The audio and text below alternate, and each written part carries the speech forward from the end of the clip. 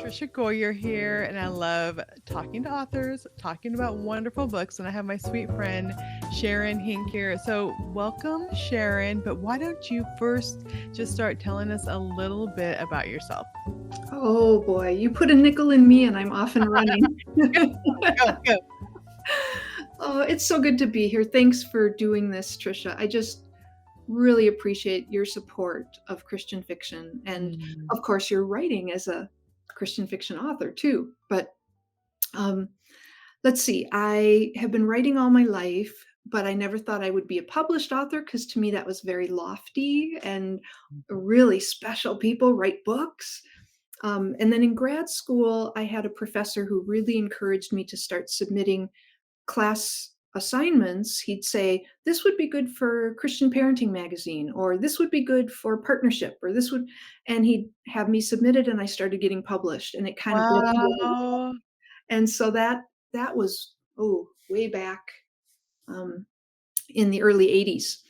And then was busy raising 4 kids and started a Christian dance company, and I was the artistic director of that for 10 years, taught classical ballet. We did theater productions.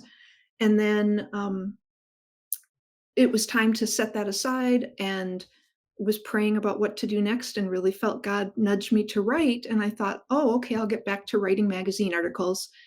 But I found this writers group and they were all writing novels and they were Mhm. having so much fun.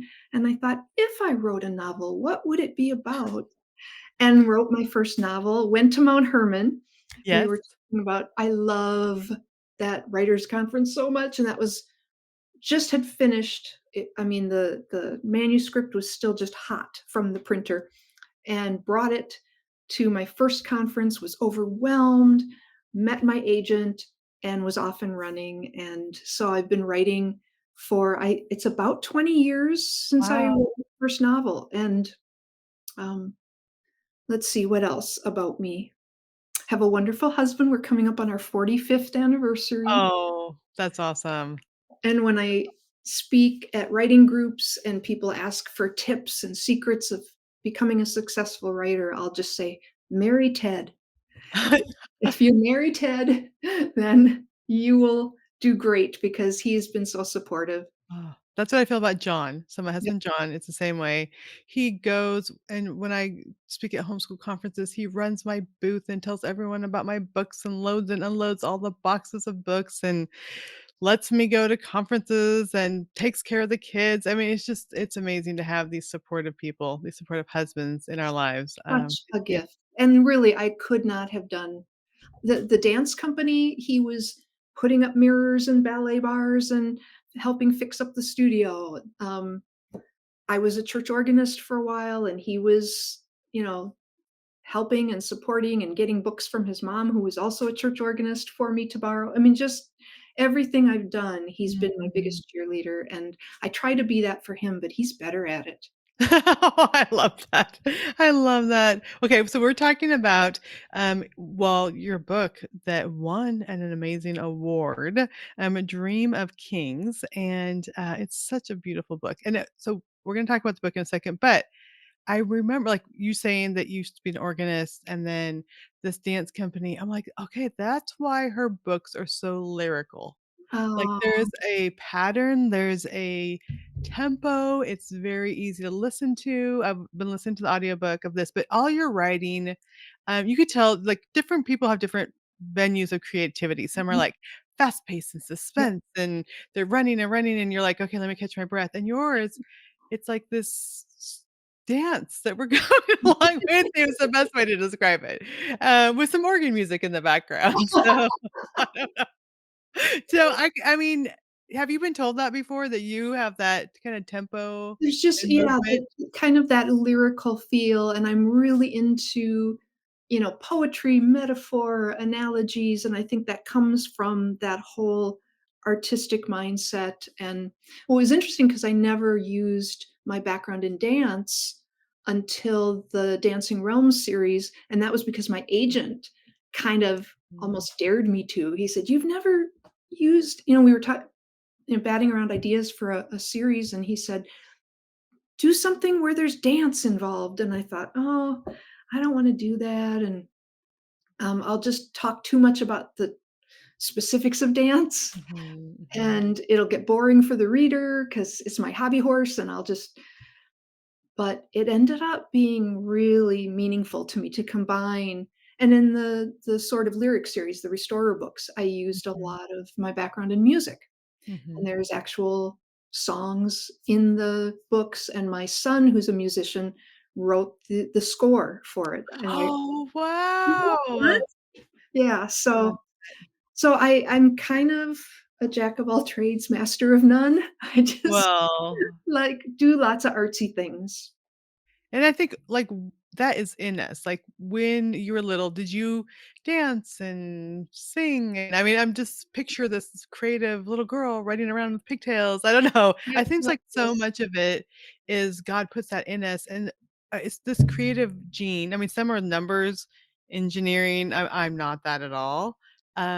So tell us about that. Like when you like were growing up, and then when you like discovered this creative vein, I guess, and did was there people that, like, encouraged you to go that direction? That is a very good question. It's very much tied in with my spiritual journey. I Mm, my one of my very earliest memories is of sitting on a swing and singing to Jesus, um, "Jesus wants me for a sunbeam," and mm, it's this old Sunday school song, and just having this profound sense of how much he loved me and how much I love him, and that is like the foundation of who I am, and the creativity comes from that. Um, and then, yes, people encouraged me. I had specific teachers along the way and friends who have been encouraging, but also a lot of opposition, and I'm just kinda mhm, coming to terms with the toll that that can take on Christian right. artists. When I was the director of the Christian dance company, it was years ago, and a lot of Christians thought dance was evil, Mhm, mhm, and there was some pretty harsh opposition and criticism, and then when I wrote my first fantasy series for the Christian reader, again, lots of pushback. mm. Fantasy is evil. Christians should write Amish stories or Oh, no. I mean, there's certain genres that are okay. Fantasy, ooh, that's dangerous, that's scary. And there was some really harsh Mm, pushback, and it took a toll. It really did. Um, but the joy of having people connect with these stories mhm. and understand aspects of God in a fresh way Yeah, that a new perspective that they maybe wouldn't have gotten from other genres or from other art forms, that makes it so worth it. yeah. So, And I those really yeah, that's so good. I really didn't start reading speculative, fantasy, sci-fi, any of this till I started going to Realm Makers because my son, that's what he wrote, so I'm like, "I'm just gonna go with him." And then I met these amazing I mean, I knew you and I knew like, "Oh, I'm sure that's a wonderful book," but I didn't really read that much in that yeah, yeah. genre. And then I'm like, "These I should pick up some of these books," and then I'm like, "These are amazing," and my assistant Kristen's like, "I've been telling you this," and I'm like, "I know," but, that you can explore so many different themes and truths, in fiction, in fantasy, or in these other genres Mhm, that it's so much easier than, like, a romance, it's just different. mhm. So, I tell us well, I've about always that. I've always believed that God is so awesome and multifaceted that we need a variety of ways to communicate with Him and about Him. Yeah. We need every genre, we need every art form, we need so much variety because that's who He is. Mhm. He has so many aspects to His goodness that we can explore. So, hi, I'm seeing posts, so I'm just gonna wave. Hi, Kristen is like, "Trail Kristen. maker's the best." Yeah. So also let's talk about in Dream of Kings, there is a lot of allegory, and it's like you kind of was inspired by a story. You wanna tell us a little bit about that and Yeah. how that really inspired you to write this book? I've always loved the story of Joseph in the book of Genesis, Mm. and I thought, how would I reimagine the main story arc and the themes if it was in a completely Mhm. created different world? So I took a character, a woman named Jolan, who is betrayed by her people, sold into slavery, and kind of followed that story arc, but in this different world with 4 or 5 different nations and cultures and political intrigue and all these things going on. And it really gave me new questions Mhm. from about the biblical story. I suddenly thought, "Wait a minute, what did it feel like serving an enemy Pharaoh? What Yeah. did" you know, and how did he reconcile that? And then, of course, the question of suffering and, where is God when it hurts? Mhm. And why did he allow it? And trying to figure out purpose and not knowing it, although at the end of the story, we know. But in our lives, we all have painful things, and God doesn't always explain the purpose as clearly as Joseph saw it at the end of his story. Um, and I really I started the book with the premise of I'm writing this for people who are finding themselves in a place they don't belong, Mhm. or they feel they don't belong. It's the wrong place, the wrong circumstance. I don't want to be here. And that comes from my own struggles with chronic health things. It comes from grief and loss. It comes Mhm. from even I was writing during the pandemic, and everybody was in a place they didn't want to be. Yeah. And so, how do we respond when we find ourselves in a place where we don't want to be and where we think it's the wrong place? And Jolan, certainly when she was sold, she was a dream teller in Norgard, had this gift and served people in her country. Oh, thank you, Kristen. This is a beautiful story. Um, and then in Sabor, she was like, what am I supposed to be doing here? And she struggled to find Mhm. the right way to respond and to still experience God's love and grace in the midst of suffering. Yeah, and I think her first response is, "I need to get out of here Yes, and get home." exactly. And Yep. so I think that's our first response, like, "Okay, we gotta fix this." Yep. If it's health, we need to get better. If Yep. it's whatever situation, for We gotta us in figure our it out. lives, we're We gonna gotta figure it out. mhm, We adopted kids with trauma, and I'm like, "We're gonna fix this mhm. trauma. We're going to therapy. We're gonna make everything better." Like, we're gonna tell Check me off the boxes, 3 things I take need to one do to step, help these resolve kids. it. Yep. Yeah. Mhm. And so many times it's like, wait, God is doing this for a purpose. Part of it's drawing closer to Him. In the book, is He's the provider, is Mhm. how, Mhm. and it's like God can provide for us in so many ways that we won't experience it if everything's going well, if we're I not I facing have conflict. never felt more aware of my need. I mean, every morning it's like just sitting up in bed, breathing. I feel like, Lord, I need you so much. And then I realize being aware of my need for Him is a good place to be Yeah, because it strips away our self dependence and our self centeredness. And we're His little lamb and He carries us. yeah. And I mean, I think when we become Christians, we often think, in our being spiritual babes, we think, "Okay, if I do the right things, then everything will go well with us." Like, we could just this is I just do and I remember when conflicts comes, it's like, "Wait, this isn't That's not supposed to supposed to happen." happen. But then we look at the people in the Bible, and we look at the characters that you read about also. It's not because our own things that we're doing, it's just like there is sin in the world, there's hardship in the world. We live in a broken place with broken people, and these things happen. So talk about that because I think sometimes we feel like, okay, God, I deserve to have everything go very easy because I am doing my best to serve you. Yeah. And that's really explored in this book too, isn't it? Yeah, there's one conversation where, Jolan gets very, very frustrated because she's kinda ticking off all the right things she did, Mhm. "I had this bad thing happen and this bad thing happen, but I still kept being faithful to the provider, I still did this and this and this," and one of the other characters, Kamor, kind of confronts her and says, "Oh, so now you think he owes you?" And she said, "No, that's not what I'm saying." And he said, "Isn't it? Because it's a really sneaky attitude that we don't verbalize, we're not conscious of, but it can lurk in our subconscious that if I do XYZ, then God is supposed to do ABC for me. And God's ways are so beyond us Yeah, and and better, and so much better. better than we can ask or imagine. And the suffering is temporary. I get very grumpy though at that verse about that the sufferings of this present time are like nothing compared to the glories to come. And it's like, it's not nothing. I know, it's hard, it's really It's hard. hard. It's brilliant, but then when we get to eternity, we're gonna be like, "Okay.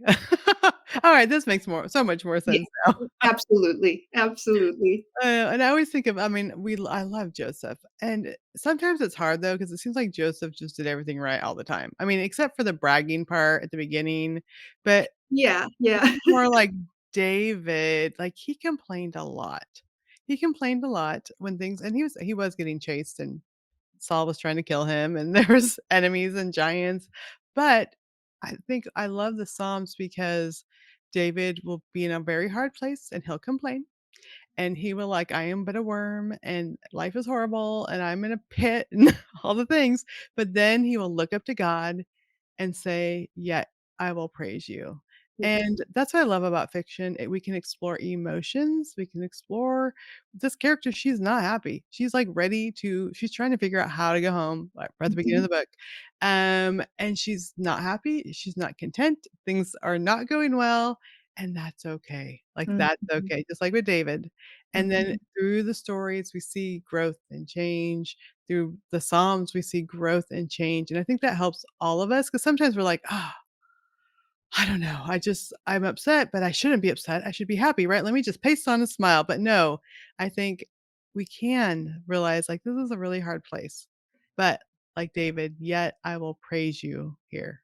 And being compassionate with ourselves about the Mhm, emotions that we don't like to admit we feel mhm. is super important. I was talking with a counselor who said, in all the years that I've been counseling and all the clients I've had, never once has somebody said, I'm just not going to feel that and had that work. It does not Yeah. work. And instead, to look at those feelings and run to Jesus with them, which is what David does in the Psalms, and Mhm. be real and be honest and say, I'm angry, or I'm jealous, or I'm sad, or I'm frustrated, or I'm, just devastated right now, or whatever it is. And to give that over to him and say, now, show me how to love you in the midst of this, show me how you love me in the midst of this, Mhm. and show me how to respond to the world. And he takes the things that are the most icky and then makes them good, which blows me away time and time again. Uh, we were talking earlier, and you mentioned that often those hard things Mhm. make our stories stronger and are used by him. And that is so true because every one of the books I've written, um, without the hard things that I went through in various ways at various times, and then I put onto my various characters. Yes, I know. Yeah. But without that, they would be very bland books. Mhm. Yeah, and I think the if we're able to struggle and then have our character struggle, then readers can relate to it. Yeah. Because that's what story is about. It's about conflict. It's about that man in the mirror moment. It's about Mhm. confronting ourselves and overcoming obstacles and turning to God. And we can just put these little characters in the books through it, but it's also therapy. It's also processing what God is doing in our lives. I mean, so many times I'm like, I'm so glad you enjoy this book. But really, it was like my therapy and me getting all these things that have been going around in my mind out on paper. And it Yep. just changes us in the middle. I mean, God's changing us through the hard stuff, but then as we process it and we put it into fiction and have our characters go through these things and then see the lessons. I just had one of those moments this morning. I was writing the epilogue to my novel I'm turning in on Friday. And it was like it just poured out like the whole message of the book in this last conversation that's leading into book 3. And I'm like, I didn't know this is what it was building up to. And it was like Right. Right. that moment where you just feel God's pleasure, and it's like, Mhm. that's what I've been learning as I've been writing this book and in my life, and it ended up this conversation that's in the epilogue that's launching towards the next book, but Mhm.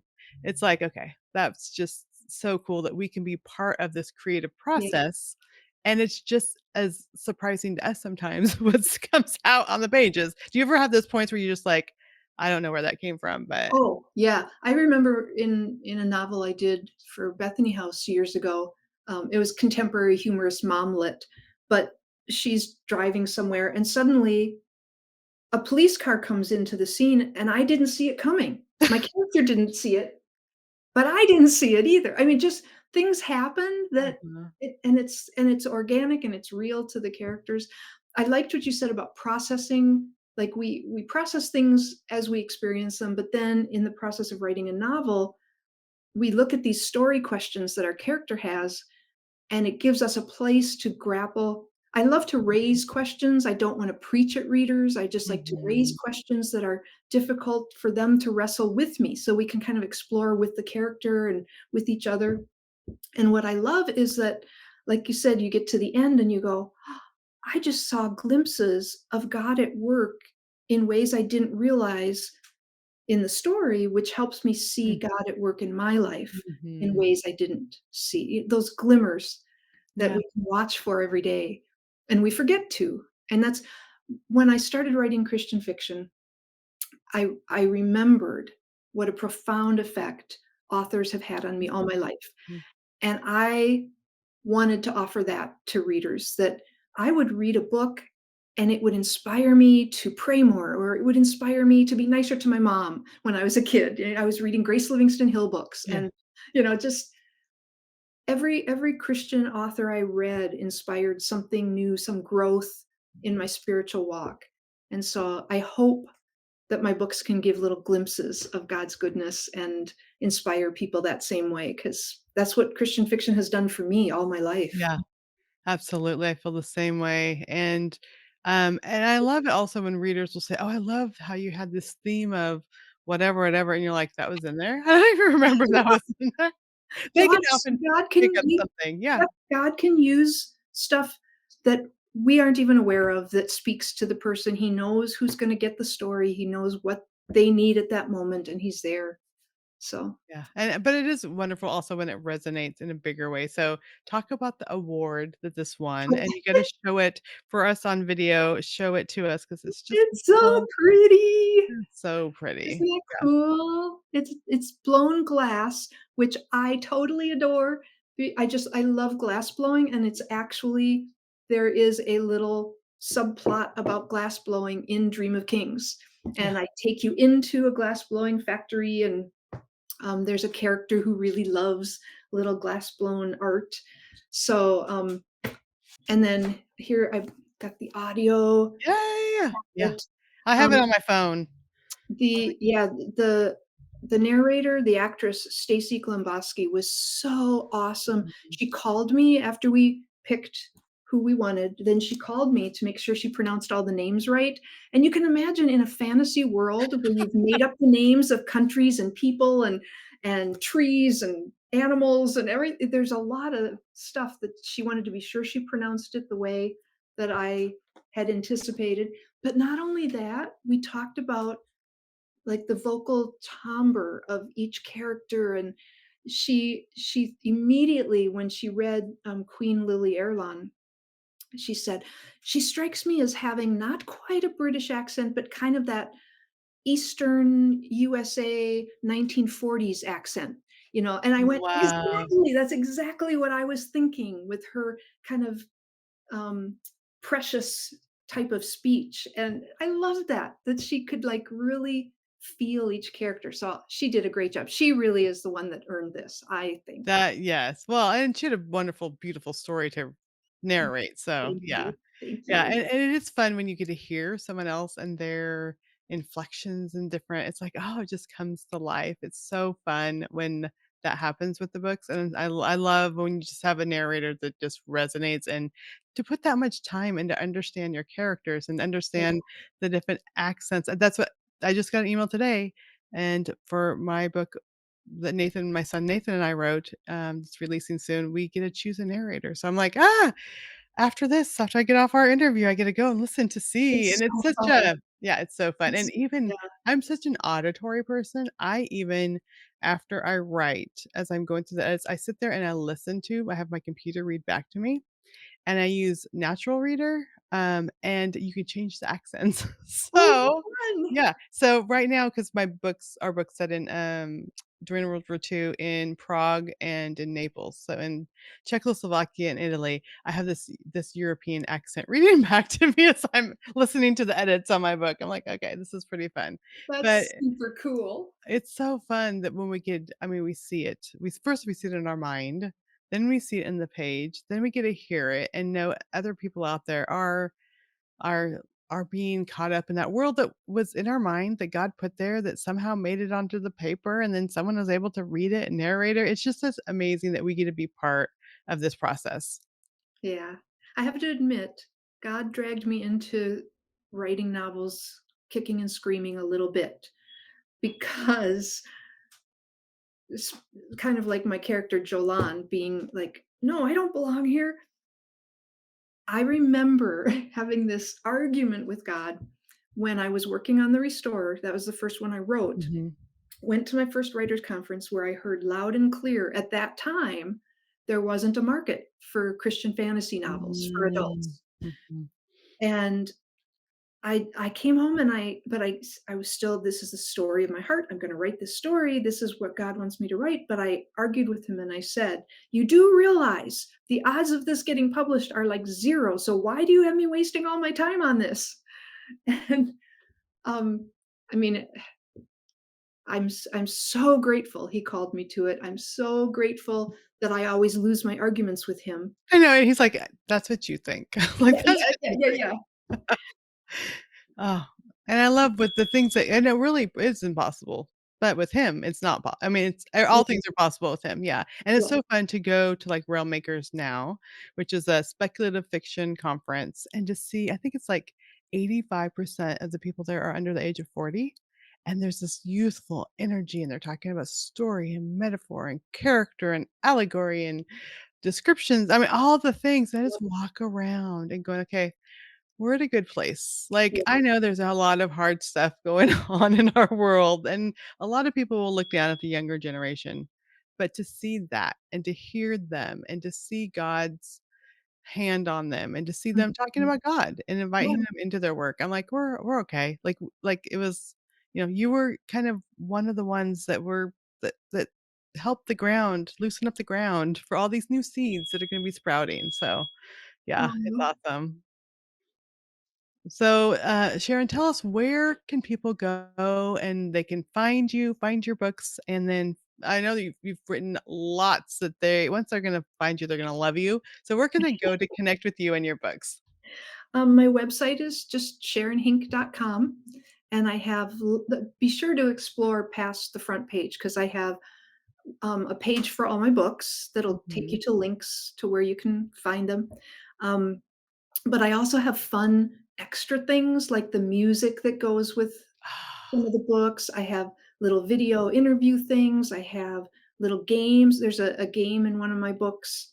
I have some recipes, just fun extras for different of the books. So you can find them all on my website. And then I have an author page on Facebook, but because I took a sabbatical last year, I stayed off of social media pretty Mhm. much. Um, and so I'm kind of liking staying off of social. You're fine. They can go to your website. It'll be fine. Yeah, Yeah. so I'm not I do I might get back into doing Instagram.